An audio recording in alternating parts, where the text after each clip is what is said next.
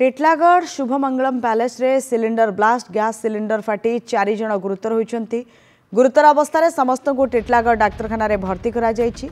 जनक अवस्था अति गुरुतर हेबारु तांको रायपुर मेडिकल को स्थानांतर करा जायछि। ए बड़ खबर, गैस सिलिंडर फाटी 4 जन गुरुतर आहत होइछंती। गुरुतर को टिटलागढ़ डाक्तरखाना रे भर्ती करा जायछि एवं रायपुर मेडिकल को स्थानांतर करा जायछि। जनकु जहाँकर अवस्था गुरुतर थिला। टिटलागढ़ शुभमंगलम पैलेस रे दुर्घटना घटिछि।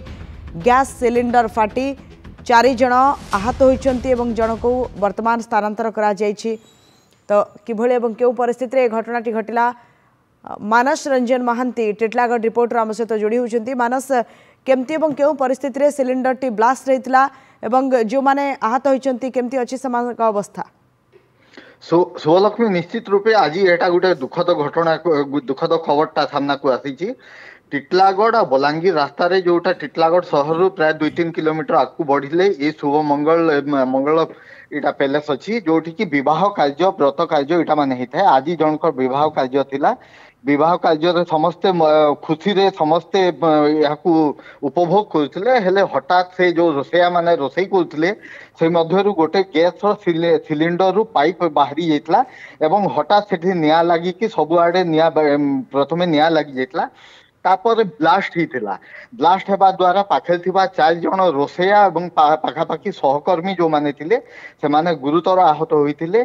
प्रथमे स्थानीय लोकों सहायता से टिटलागढ़ हॉस्पिटल भर्ती करा जाइतला। सेठी से डॉक्टर माने तांकु प्राथमिक चिकित्सा करथिले। हेले जनक अवस्था जेहेतु संकटापन्न थिला, गुरुतर थिला, तांकु बाहर को नवा पई रेफर करथिले। किंतु से माने संगे संगे एम्बुलेंस करके तांको निज दायित्व रे जदि भी एटा रिफरल सेंटर नुहे से माने रायपुर को नहीं जाइछंती एवं रायपुर रे वर्तमान पर्यंत आमे तांको सहित जोगाजोग भी करथिलु किंतु रायपुर पहुंची पारि नथिले। रायपुर पहुंचिला परे तांको ट्रीटमेंट सेठी हेबो किंतु टिटलागढ़ रे जो माने अछंती 2 जन वर्तमान ठीक अछंती, आउ जनक ट्रीटमेंट मध्य चलीची। तो सबुठु बड़ कथा हैला जे हठात एंती गैस सिलिंडर ब्लास्ट करिबा एवं पाखापाखि लोक माने समस्ते ई नियारे इटा पड़ी जीवा घटना टिटलागढ़ वासी मान को बहुत आज आहत करिछि एवं समस्ते एठी पई दुख प्रकाश करछंती। शुभलक्ष्मी, धन्यवाद मानस, आपण आलोचना पई बहुत बहुत धन्यवाद।